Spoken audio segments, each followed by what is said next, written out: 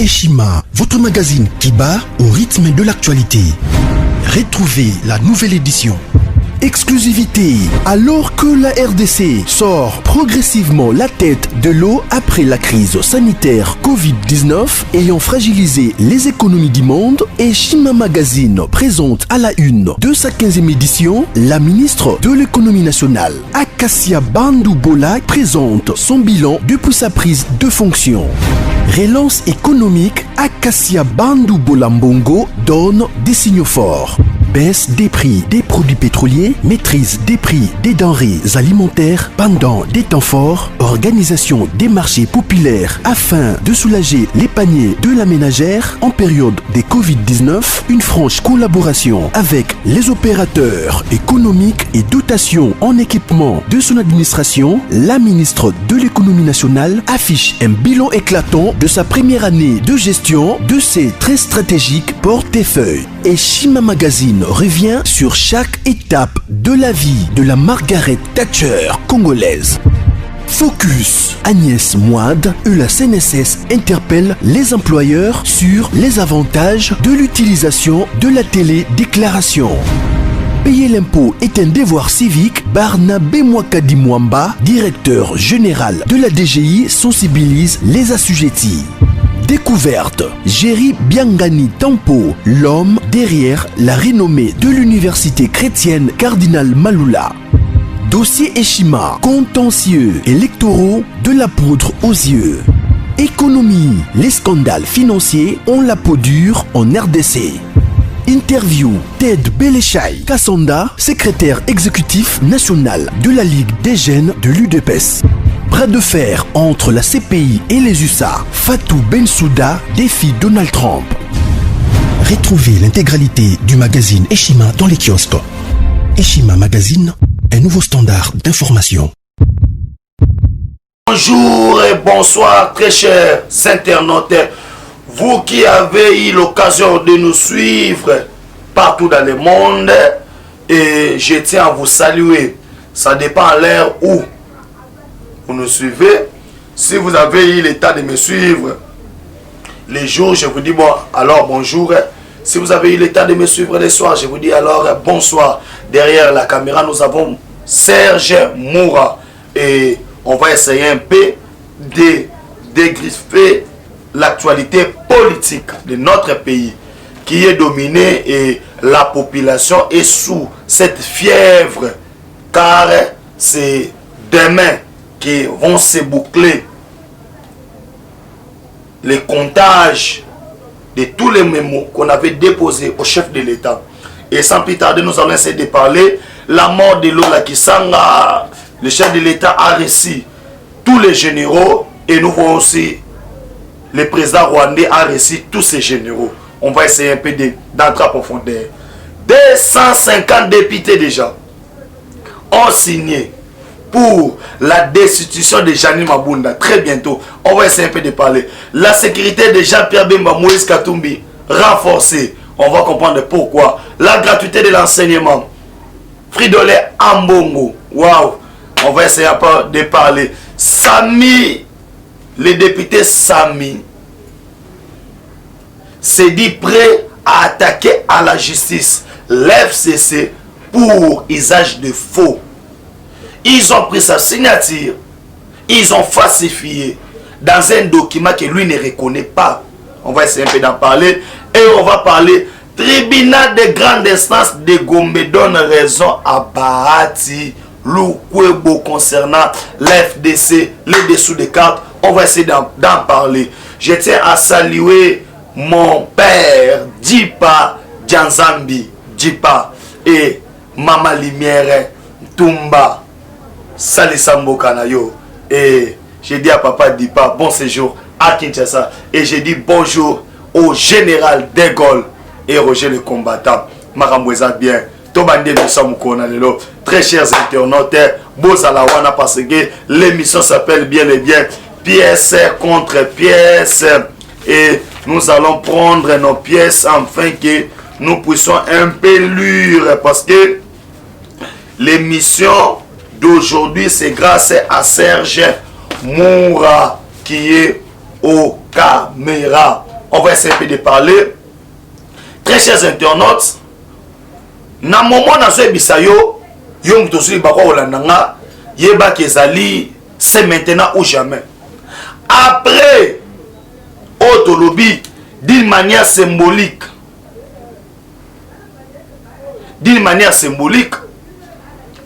tomoni après comptage au bazo compter ba memo bat batikaki. Pour votre information, ezamoko alobi ne ba aussi sayango comme ba aussi sayango, très chers internautes, vous comprenez que le chef de l'État, dès que ba aussi sayango, il va s'adresser à la nation parce que tout déjà Moussa c'est salamaki. Mais na longo wana na kontina mamwe samaki mokolo lobi. Ba yimbo kabato azolanda ngai na rumeur de Kinshasa basanga Congo. Télévision. On a aussi beau partager ba émission mikolo yo bozo partager bo partager ba émission na biso et go sa biso malamu. Bo aimer yango bo like bo sala ba commentaire tout wana ezali malamu. Pe bo contribuer pour avancement na biso. Trobenga et vous comprendre qu'est-ce que vous allez comprendre na o tout roloba ao o roloba esalinini 1 tomoni Félix à toi c'est que de Chilombo c'est tous les généraux bando na bola na bien place c'est tous les généraux bah ça les serment à loyauté et pourquoi parce que non ils ont mambo au salaire. Imaginez-vous des généraux corrompus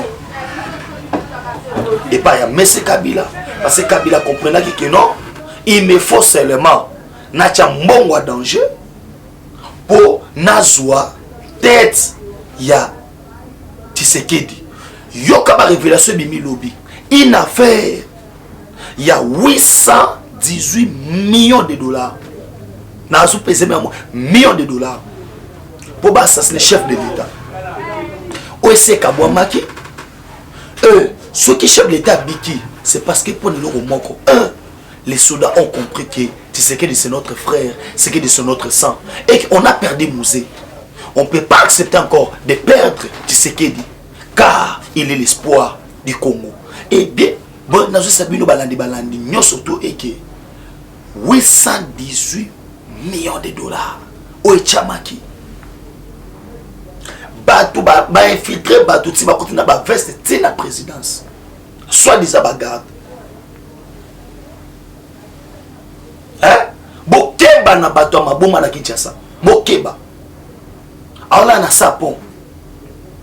Or non seulement bongo unité ni nango sala unité ya ba Rwandais ezaki na Kinshasa a unité ba Rwandais papa na ngana zo sabino boye soit qui fatité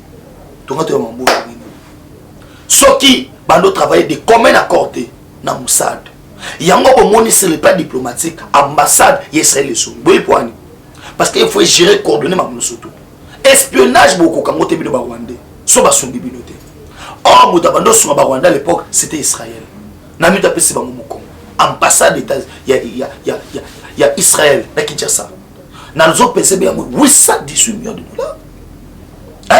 Yango moni gombeza kuyinda basi bakali partout RTNC n'a parle pas bashikata ba partout et ça il y a une opération sur Salima toye bindako na niveau ba soda pour pas détecter bisika mindugu monsieur bomame c'est une affaire il y a contenant moi mindugu kotaki ba dispatcher qui ont déjà tout a été déjà bien établi pour saboter l'adresse chef de l'État toye ba qui ont déjà. Et chef de l'État, il a eu des mots clairs pour dire aux généraux que Oya Komeka. Parce que dans le moment où l'Angola déjà est signé Congo mobile. Il y a la force américaine. Oh déjà, et coordonné ma solution surtout. Or, te bébande quoi agir awa. Mon soir de Sungabango. On a ma révélation de l'objet de la réunion. Exclusivité, pièce contre pièce, Benjamin Mwanasuka. Non, pas un teke. Mais bon, c'est ce qu'il réunit tous ces soldats. Au même moment, Kagame peut réunir état-major général Lobezaki Rwanda. Tous les soldats rwandais, les généraux, plein d'années, il y a une forte crise dans Rwanda. Mbongo et perdre valeur. et puis de deux ton na bango ya minéraux banda ko bimisa et chité et loin na 100% et kititi na 41%.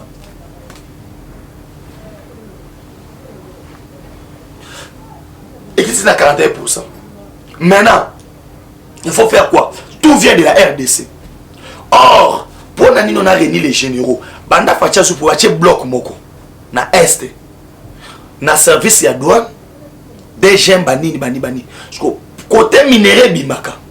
Or, minéraux so bimi na Congo. Na retour na ngozo na mbongo. Na ba munitions de guerre. Ils se sentent maintenant que non, ba rebelle moins bas à raviter les athées. Des jours on a le ba oyo.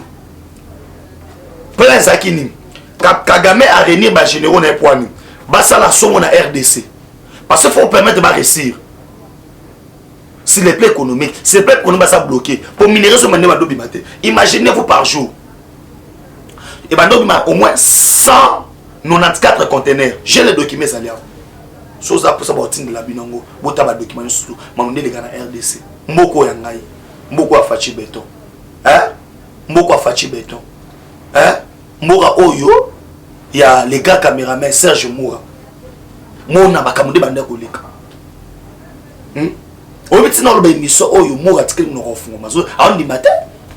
Parce que c'est incroyable. Et c'est incroyable. 194 camions par jour. Ils ont Kende, Giseni, ils ont Kende, Kigali, ils ont Kende Bujumbura, ils ont Kende Kampala. Hein? C'est vrai ça? Mais c'est vrai! Maintenant, Kagame a réunir ma troupe naïe pour Nanine. Maintenant, je sais bien, Ezali, Wafwa, Washala. Mon numéro est le suivant 09 70 40 89 57. Piste 143 9 70 40 89 53. Na répété, piste 143. Pardon, on a dit piste 143 9 70 40 89 57. Piste 143 9 70 40 89 57. C'est ça mon numéro. Nous avons préparé descente sur le terrain. Caméra à l'appui. Dans l'est de la République. Nous avons un jour enquêté. Mais nous avons moi Oyo. Donc comment faire des. Nous avons. Hein? Nous avons Roger le combattant vient dans Zawana. Hein? Maman Charlotte Ndenga. Mère Boss dans Zawana. Ma Brigitte, Fatih Solution, non, ça la wana. Je dois être là parce qu'il faut une révélation grave. Benjamin Mwana Souka, ko Souka na Rolobate, yena bango pièce, image. Batoni ma sont prêts à témoigner. Ça non a 4 camions par jour. Maintenant, et ben non, ça ils ont rafouillé caisse. Il y a l'État ni ya Rwanda. Budget Rwanda des difficultés, vous na pona nini. Bande ko na ngai. Budget bango comme instable. Balobi va réduire yango à 55%.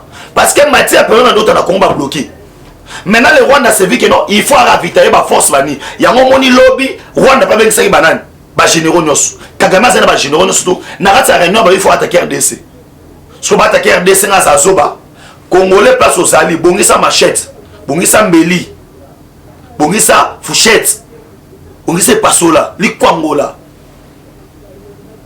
To rosa yango musala. Quand on a bongoté, tout ça, on a moussala. Yo za étranger, yo bongisa la cotisation, tinde la biso, biso ça moussala. Trop c'est trop. Le Rwanda nous lance un défi, il faut tout élément. Hier, na kati réunion Rwanda, c'est ça qui est objectif, bâtir biso RDC. Comme les Rwandais veulent nous tuer, biso beto élément. Ils sont partis plus loin. Kabila Nabatunaye annonce assassiner le chef de l'État. Les preuves sont là aujourd'hui. Les généraux sont arrêtés. Baké Makala. Bah, officier, Bakangi Bango. Non, est-ce que pour dire ça, je dois avoir peur? Président Chikito Mouchachino, je ne peux pas avoir peur. Et tiens, quand on a des boulonnages, Nakobanga te. Dixon Loutete, fou moi Italie. Nabi, Dixon, Nakobanga te, Dixon Loutete. Nakobanga te. Toi, Nabino, ah. Bon, vous comprenez, mon nègre Sokin. Le Rwanda fait une réunion parallèle. Hein? Très chers internautes, Mamoyo Sama na Congo bango. Est-ce que c'est Mamoyo Sama na Congo? Sidi Kivu. Boka mamndenge leki. Chef coutumier moko. Amoni ke ba rebelle bazo attaquer. A komeli ministre provincial ya intérieur qui est la boui. Ministre provincial wana a coopérer na rebelle. Abengiye. Rebelle wana so bengisa. Abe se chef za laisser boui. Yo aso yo funda ngai, okimi ngula ne baleti. T'as un message à ministre intérieur. J'ai dit ça, non et non, ça doit cesser. Plus jamais ça. Ce pays nous appartient. Chers frères et sœurs, soyez conscients, soyez conséquents de ce que vous êtes en train de faire. Est-ce qu'on doit accepter ça? Et pour ça, vous devez dire à Benjamin qu'il doit avoir peur. Non, banganan. Non, banganan. Non, banganan. Non, qu'est-ce que c'est? Il suffit qu'il y ait un monde bien dans le Congo, avec les caméras, peuple à l'appui. Et vous allez battre. Inconcevable, incroyable mais vrai dans mon pays. Incroyable mais vrai. Hein? Incroyable mais vrai. Hein? C'est quoi ça? Je dis bien incroyable mais vrai. Quel ministre provincial de l'intérieur chargé de la sécurité du province coopère avec les rebelles et les chefs coutumiers découvrent là où il y a la sécurité. Ils dénoncent à l'autorité provinciale qui est entre autres le ministre de l'Intérieur provincial et les ministres appellent les rebelles. Rebelles dans un chef coutumier n'a un message au tindi la Guinée. Hein? Est-ce que c'est normal? Est-ce que c'est normal? Non, tout d'abord, est-ce que c'est normal? On doit continuer avec ce genre de histoires dans notre pays. Jusqu'à quand? Ça doit cesser. Maintenant, c'est suffit. Ce pays nous appartient. Nous irons jusqu'au Rwanda de Rokota. Est RDC, c'est Kagame, Yakabila, et ça a besoin de Congolais. Comment? Et quand nous avons lobby, Bakangi, 39 criminels, dont Oyoki, 26, Bazaba Ougandais. Joueur de 40, na 40 ou na 30, Bazaba Rwandais. Pourquoi nous avons Kangaboy? C'est parce que le niveau à Est, Fatia sans stratégie. On a mis des drones. Bah, drones à surveillance, ils ont empêché que non, bateau de sa trafic à minerai. On a voulu assassiner le chef de l'État, Bandoki. Sorcier, j'irai à l'Est, je ne vais pas avoir peur. N'appelle ce numéro, piste 243 9 70 40 89 57. Piste 243 9 70 40 89 57. Botinda, oh Botinda, et dans la moyenne de transport. Non, comment on s'en va reportage? C'est notre pays. C'est notre pays. Tu sais que c'est notre sang. C'est notre frère. On va nous soutenir jusqu'au sacrifice suprême. C'est maintenant ou jamais. Tout ça là, dans l'équipe Mamoko. L'on qui s'en a au personnel. Personnel. Très cher internaute. Personnel. À un moment donné, ça a boyé. Vers la bisolo la kei. Pour la Congo. Et au moins que non. Liwana ye. Et ça suite. Il y a départ dans la FCC. Dans ma robine, je dois choisir le changement. Il y a un moment où même dans le cadre parlementaire debout. Comme il faut utiliser tout soit au poison. Ça a biso mabe. Mettre au lembaté. Lisu likolo lisu. Et kenge luta. Ata nanzela banketo. Banketo munu mwana makambu. Bana mabe banketo. Hein? Ah samuna boala. Ah ya inti mujima ikananga. Eteka bon déboulonnage. Velo la kei. Or, et ça battent FCC, Bandoki, des sorciers. Les gens oyoyo pour na bango. Technique na bango poison, koboma. Soit qui doit mbaki makata qui n'a qu'à Belgique, mais il doit s'atter. Hein? Il doit s'atter. Personne n'a. Banquette de continuer. Dans zone de matière information, moi, c'est na koufité, moi, ça ça bon, moi, il y a quelques crises. Pétition contre Janine Mabunda. Les agents bandits.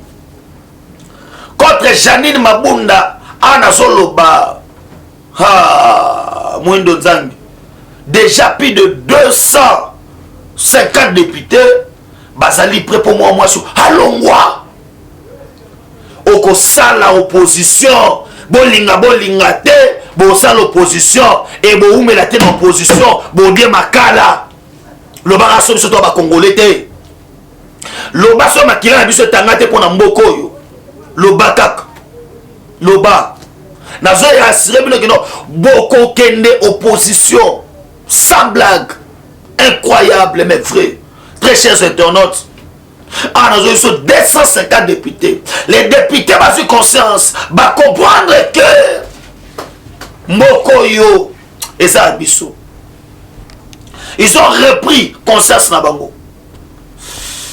Sabino Mabouza Robeba Zaroinda. 250 députés. Mabunda Longwa. Pour Bambokena na conseil d'état bon ce qu'on balo yo, bazo initier pétition. Total so tikala wana. Mandoki bato ngosala Kongo mabe Nzamba Zali na l'équipe balamo dans 50 députés déjà il faut mabunda qui ne place que ça boyoka le président de la République s'annonce à la nation. Or na babilo reso betama il n'y a pas de coalition, pas de cohabitation masoeza olala parce que bandekonde basa boye ba contre bango déjà ba tchaki munoko ba n'importe quoi ba se retrouver ce qu'on a na bisabino. Vers 50 députés pas chez mes ascondés. Tout le monde bat le kwebo bat na tribunal de grande instance à Gombe. Bravo à la justice. Je salue les décisions de la justice. Na niveau Gombe ba pesi bat le kwebo raison. Balobi AFDC yaye. Hein? AFDC yaye sans matata. Et 305 ya wapi. C'est des mensonges. Ils n'étaient pas 305. Bazala qui bon 75 députés. Et les lobos, Benjamin moi sous la pièce contre pièce, na zongi sibino lelo. Yango. Les lobos députés va remis copie babi que non biso signagité. Tobo yango. Mais les députés ont compris que nous n'avons qu'un Congo comme étant notre pays. Hein? Madova. Masoeza Gitoko. On a que le Congo comme étant notre pays. Sikoyo yo tina ngai nakende wapi non bande ya na ngai ya mami na chibola yebisa tabato wa comprendre ko yebisa auto comprendre. Je trouve que c'est de n'importe quoi. Nzokande bayibi ils ont falsifié nazo senga nenge kaka député Sami alobi il ira à la justice. Kende nazo encouragé kende funda bango sikoyo taba funda bino boba swa salwa kinini nani yazasi ube ona osambite azwasi ube ona osambite o sambati na suka OK justice wana o sisango sango Azarias sango Japé Bemba Moïse Katumbi bazana danger au saranate. Selon la réformation de la sécurité, n'a pas général Otobengina, général Assoumani Isaac Koumbi, commandant de secteur et opération, dans le niveau Équateur. Pas l'Obiwana, renforcer le secrétaire Japé Bemba. L'Obiwana Lubumbashi, renforcer le secrétaire ya nani ya Moïse Katumbi. Pour Nanini, Kabila a montré que les deux personnalités autour de Tshisekedi Mawatro. Maintenant, on voulait attaquer de tous bords. C'est que, pour la Kabila et Sakinin, Congo na ministre est bardé. Gloire soit rendue à Dieu et qui marchait. Il y a un Esther Kangomba, Bilonda Wetu, 421, honorable Kalo Kalonji, 421, Bendele Kouyate, Bendele la famille, Talaraka. Banga basani akopena asuka mukolo lelo na roye sabino qui est marché ana oyo soit renforcer secrétaire Jean-Pierre Bemba ya Moïse Katumbi ya chef de l'état palais du peuple batondisi RTNC plein Gombe yo ya rasko meka wande wana komolela amosa ba réunion nopti na sisia Fridola Mbongo Serge Moura na ebité Fridola Mbongo to ça na nini toloba nini Fridola Mbongo na yebité papa yo problème nini il dit que non azo senga na ba parents o senga na ba parents ndenge nini aussi on t'a to yebike chef de l'état alobaki bien que gratuité de l'enseignement parents foutata le meilleur à mon côté mais pourquoi vous tenez toujours à saboter hein? Vraiment pape yaka pape s'il vous plaît ya longola biso moto nazo chité awa bande ko na ngai fédération ya judo ba roche dirigeant jamais et pas à chaleur jamais ngai naza judoka hein na judoka surtout ninga na sa judo na Centrafrique pourtant so ota la Benjamin o lobi que non Benjamin Nyama ko hein zo boulé que non Nyama obete so yepe na bo teguruma pe na bo nago kutani nango ndenga jeté so ko pan ndenga jeté na on sécaté quoi na on la pété maintenant la colère objectif ezanini il faut récupérer nini wana pour batimisa na ba ordre de mission ba judoka ebele soit disant que baza ba judoka so kande baza ba beret rouge à PPRD o baza ba crime ebele bando kimisa bango toza misu likolo a misu tous les judoka o baza na Paris Bruxelles nini bobenga te photo sola photo selo au mowa na sa bino deaki no benga déjà nazo déjà appelé à partir à Londres ma solo tout normal chaleur à relekati judo et ça PPRD comme étant judoka de formation bébé ça ma soso bosarani nyatabino pena hein tolinga buso ba wana te tolinga buso ba wana te c'est une fédération de judo boy ba sama mwana eleka tellement que to tolinga mona judo moroté politisé judo comme na ngona ba PPRD tous les bérets rouges hein bato ba panza bato ba kota na permanence DPS ba tumba ba boma ba ko masope bani na komi na suka na pesi merci na kolo Yesu Masia o apesa ngake mana bomoy na lobi ke biso lelo ezaki nde rappel à l'ordre ko la que non na senga na ba congolais tout esiko zali Luka Fouchette Luka Mbeli Luka Lutu Luka Pau Luka Congo po eza wa chala washa toza mibali totika mibali to bangisa moninga azate na ba ndenge tu boya to sala wana pe to bunda no tina suka to kende na minute parce que Congo eza biso et nous attendons auto bengi annonce auto bengi discours et espoir ya chef de l'état et tu sais qu'il n'a pas droit à l'erreur 100 millions de Congolais son excellence bazali bosonayo yo bazera yo loba bon la ma evinu fatito leka rapport mapping ba kim toi Kabila histoire na ye banda Burundi ezana format PDF komelinga na chombo PC 143 9 70 40 89 57 PC 143 9 70 40 89 57 na tin de longo au moins on les désespère les Nations Unies regrettable qui est le commanditaire Emmanuel Ramazani Shadari hein le commanditaire yé hein au Talama Kabila Sala rapport mapping 504 pages gratuit na format PDF au Tanyango Leli pour que Congolais bo fungola matoy boyeba na komi na suka na pesi merci na les deux jumelles Rachel et Clarisse et à toi like na bosanité Fanny I Lombo Abigail Mwamba bamote ngwana merci beaucoup et na bosanité ce monenga na écran oyo c'est parce que derrière la caméra tozaki na bongo na Serge Moura merci et te kimela nzambe et umela na obota na bino amen.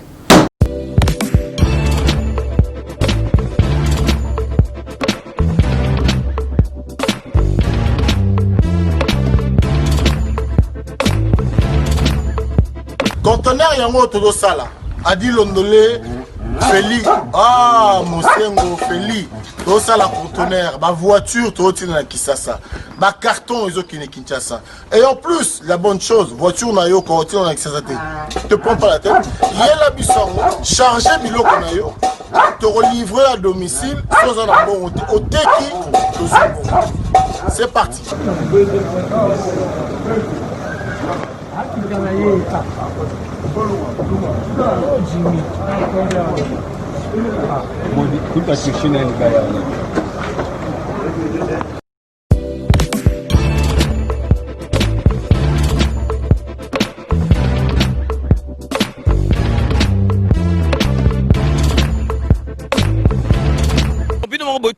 Donc, besoin vraiment contact, numéro, ils allaient défiler, bengi, fret maritime, Feli Mosengo, donc, ils allaient à la semaine, donc, on a besoin, il y a 30 cartons seulement.